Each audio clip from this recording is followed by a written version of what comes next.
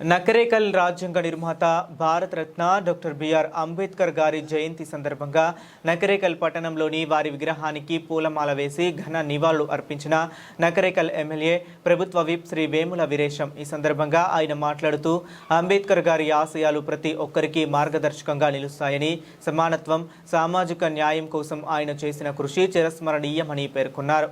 అనంతరం నకరేకల్ మండలం చందుపట్ల గ్రామంలో కూడా అంబేద్కర్ విగ్రహానికి పూలమాల వేసి నివాళులు అర్పించారు. తదనంతరం గ్రామ పంచాయతీ ఆధ్వర్యంలో ఏర్పాటు చేసిన వాటర్ ప్లాంట్ ను ప్రారంభించారు.